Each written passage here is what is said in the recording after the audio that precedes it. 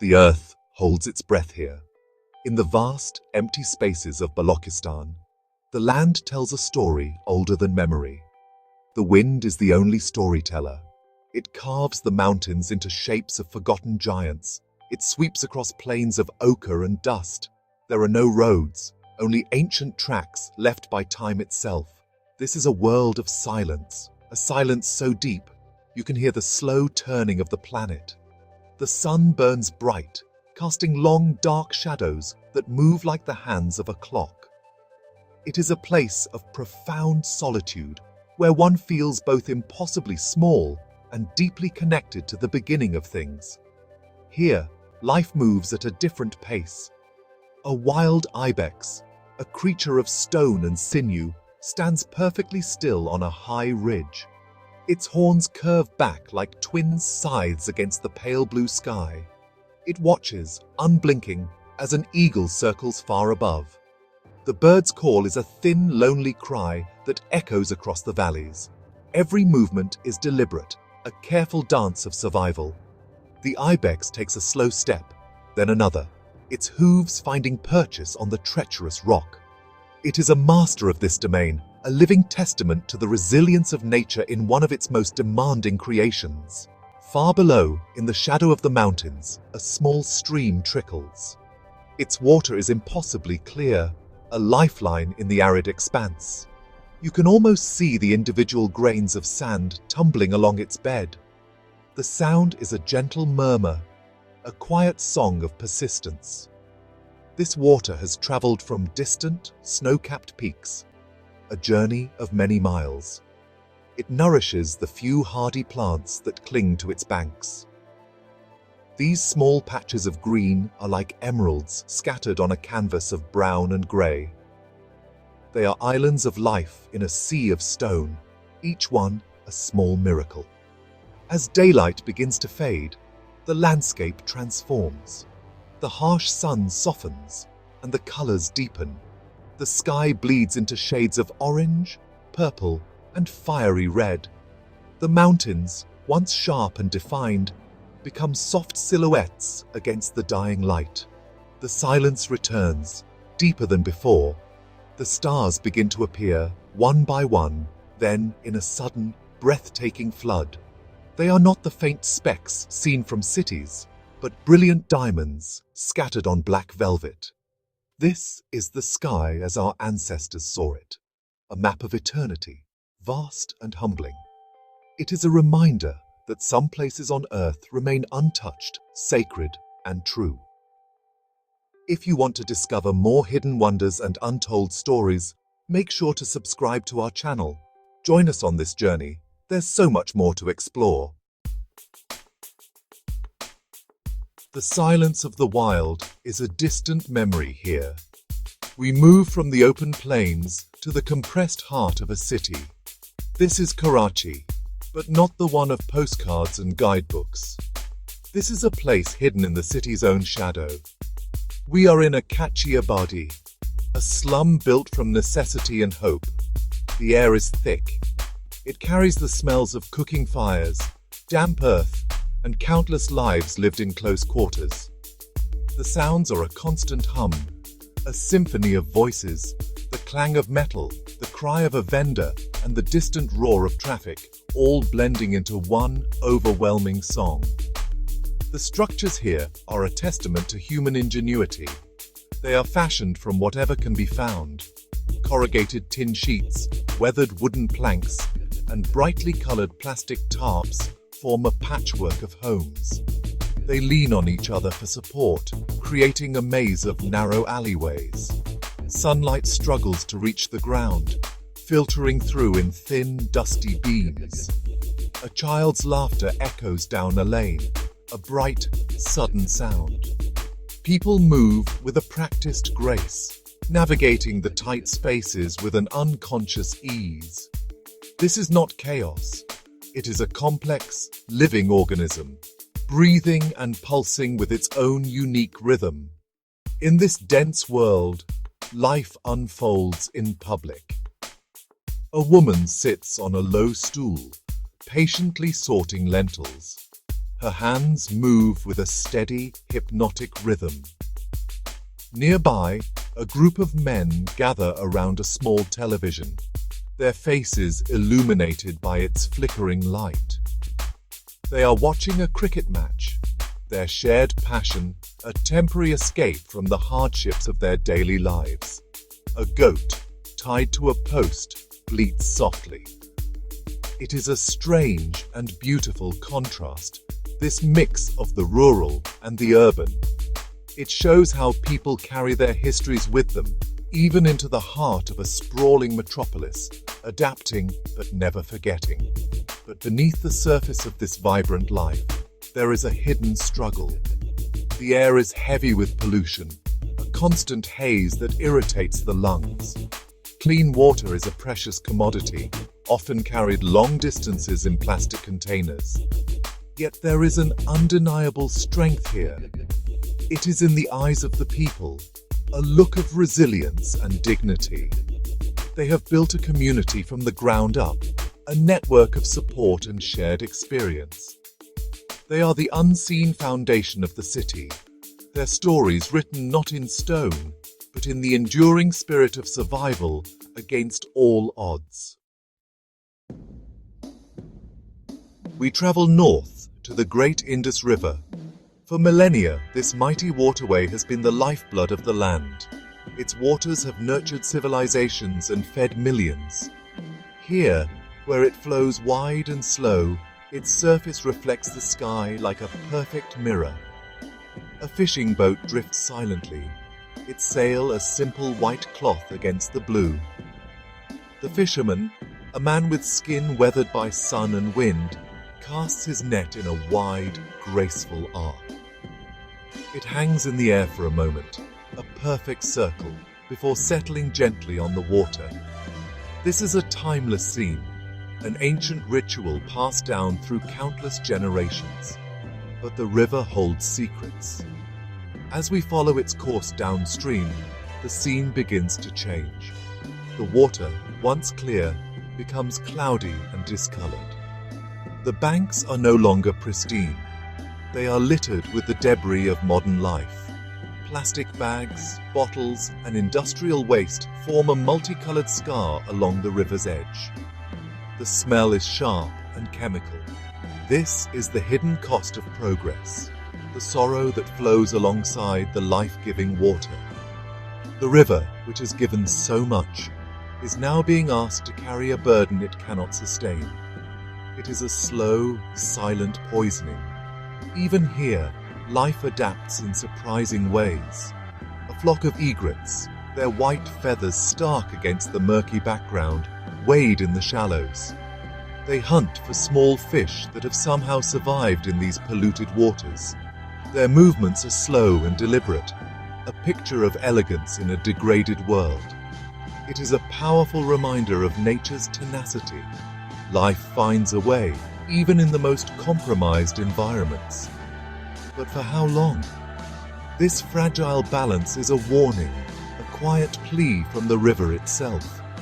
The egrets are beautiful, but their presence here is also a sign of a deep and troubling imbalance. The fisherman pulls in his net. The catch is small, much smaller than his father's or his grandfather's. He looks at the few fish with a mixture of hope and resignation. His livelihood depends on the health of this river. He knows its moods, its currents, and its secrets. He has seen the changes over the years. He feels the river's sickness as if it were his own. As the sun sets, casting a golden light on the polluted water, his silhouette is a lonely figure. He is a guardian of a fading tradition, his story intertwined with the fate of the great struggling river. High in the Hindu Kush Mountains, hidden in 3 remote valleys, live a people out of time. They are the Kalash. Their existence is a secret kept by the towering peaks that surround them. To reach them is to journey back through centuries. The air here is thin and pure, and the sound of rushing water from snow-fed streams fills the valleys. Wooden houses with carved verandas cling to the steep hillsides, overlooking terraced fields of wheat and maize. The world of the 21st century feels a world away. This is a sanctuary, a place where an ancient culture has been preserved against all odds. The Kalash people are unique. They are not Muslims like the vast majority of Pakistanis.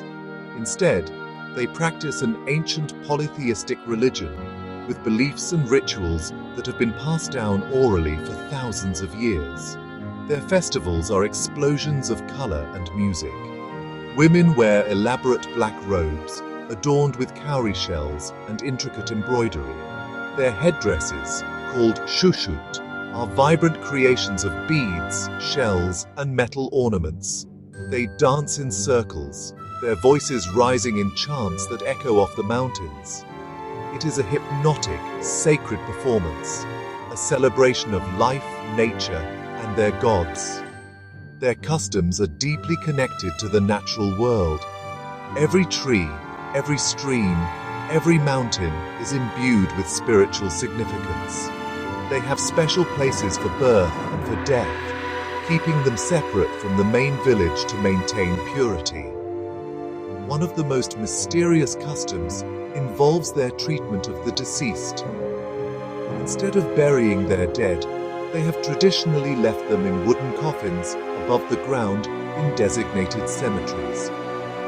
It is a stark, powerful sight, a reminder of the cycle of life and death. The practice is changing, but the belief behind it remains, a deep respect for the transition from one world to the next. But this ancient way of life is fragile.